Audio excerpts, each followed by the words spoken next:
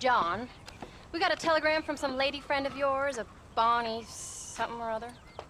Something you ain't telling me? Bonnie McFarlane. She's a friend. Saved my life when I went after Bill and nearly got myself killed again. Oh, now you two's in the habit of sending each other letters. How very nice. It weren't nothing like that. What's it say? I don't know. I can't... Well, you know I can't read. Give it here. You read that thing out loud? I ain't hiding nothing. Dear Mr. Marston, stop. Need corn sacks. Stop. Emergency. Stop. Weevils and moths ate entire county supply. Stop. Can you help? Not exactly the most romantic request now, is it? I guess not. She saved your life, you say? Yes, ma'am. Well, then you're gonna have to help her and her family out. We've got a plentiful supply of corn sacks over near the silo. About the one thing Uncle didn't manage to have stolen while we was gone. Okay. Hurry back, John. And John, what's she like? You know. A little bit like you, I guess. She's a woman in a man's world.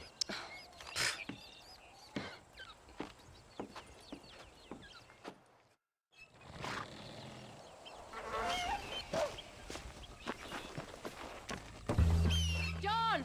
Wait! I changed my mind. I'm coming with you.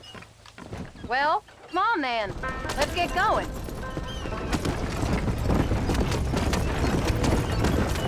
I don't think I can let you go off again without me. Fair enough. I'm glad of the company. You only had to ask. Ask? I was waiting for you to ask me. I thought you'd want to keep an eye on the boy. Oh, while you were off cavorting with cowgirls in the next county? I don't think so, John Marston. You only just got home. That Jack has seen enough of me for a lifetime. So, is she married? This Bonnie McFarlane? No. What does she look like? I don't know. Pretty normal, I suppose. Normal? What? Normal like me? No. Normal as in 2 eyes, mouth, nose, that kind of normal. Besides, ain't no woman fine as you. A little flattery. Now we're finally getting somewhere. If you find yourself in a hole, the first thing to do is stop digging. Another pearl of wisdom from John Marston. I sure do miss those. I never took you for the jealous type, Abigail. I ain't jealous so much as curious. You heard what she wrote. It's just some corn. She saved my life, and she was decent enough to me, so I owe her this much at least. How did she save your life anyway? She found me half dead on the side of the road and took me to the doctor. Most folks would have left me there. Half dead from what? Bill didn't take so kindly to me visiting unannounced. Bill never did like surprises. How was he? Same as he was when we left. Angry and dumb. Taking his revenge out on the world. People down there was really scared of him. Bill? You gotta be kidding me. He was only frightening if you was afraid of dumb fools. Bill weren't so bad, but when Dutch went crazy, Bill took it hard. For a while, we all thought we'd found something right. A better way to live, but it was just a lie. So you saw before they did. Maybe. But they was still kind of a family. A family that left you for dead. You knew the truth, John, and they hated you for it. Where'd they take you? Who? Those government bastards. Where did they hold you and Jack? I ain't sure. They kept their eyes covered there and back. Can't have been too far from here, though. They treat you right? It ain't the first time I've had a gun to my head, John. You're forgetting your marriage proposal. Very fun. No, they learned pretty quick what would happen if they laid a finger on me.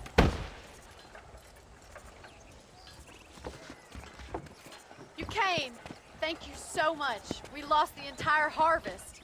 Miss McFarlane, I'd like you to meet my wife, Abigail. Oh, ain't you quite the gentleman all of a sudden? It's a pleasure to meet you, Mrs. Marston. Likewise. Thank you for saving my husband's life. And for teaching the miserable goats manners, among other things. I didn't teach him anything. I know better than to try to change a man. You should meet my father. Oh, people can change, Miss McFarland. John and I have to believe that more than anybody. This is a decent first harvest for you, John. You should be proud. That's good land you got there. How are you feeling, Mrs. Marston? From what your husband told me, it must have been awful for you. I've been through worse, and I knew he'd be back before too long. He can't cook a meal to save his life. Abigail, in my darkest hours, when I was most homesick, just the thought of one of your rat meat stews kept me pushing forward. Well, about as amusing as a weeping saddle sore, ain't he, Miss McFarland? If you're gonna start yammering about women's work, John, I'd say you might be in the wrong company. I'd say so, too. I never felt so outnumbered.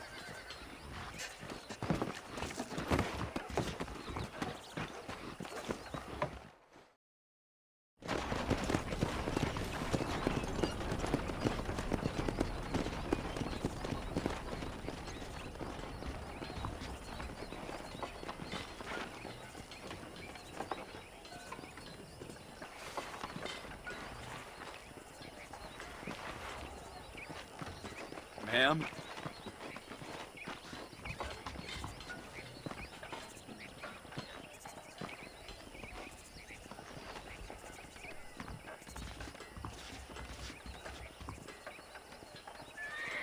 Come on, easy up now.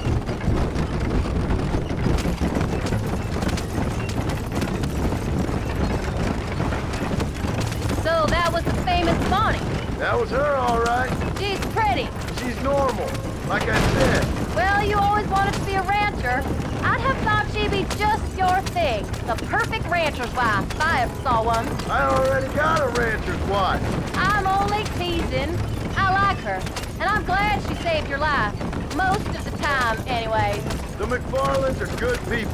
She did blush redder than a shepherd's sunset when she saw you, though. I have that effect on women. You've clearly had one too many blows to the head. You ain't wrong about that, Mrs. Marston. That's quite a ranch they got there. That'll be us someday. As soon as we get back on our feet. I don't know, John. How many times can we start again? An outlaw in a workshop. We ain't exactly farmers. We are now. Forget that life. It's over. Do you really believe that? We have to. It's the only way we'll ever have a future. The life we led, that doesn't go away. It's never over. You think those government men are just gonna leave us alone now? The old gang's dead. I did what they asked. And that's it? A life tried, forgiven? We're back together, ain't we? Until they decide you owe them something else. Sometimes I think I was the stupid one for believing I could get out. Maybe Dutch, Bill, and Javier were just being honest with themselves. You ain't perfect, John, and I sure ain't.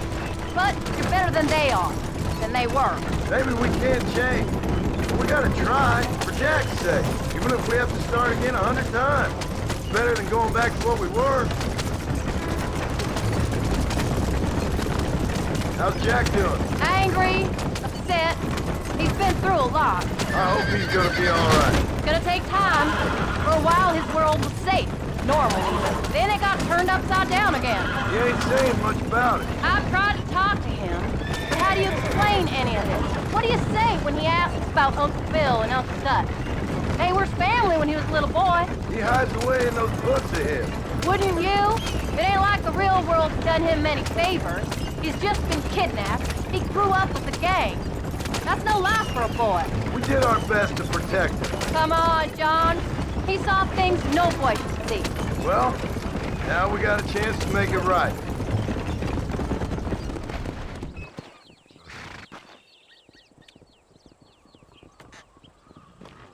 We did good today, John. I guess I better go fix us something to eat.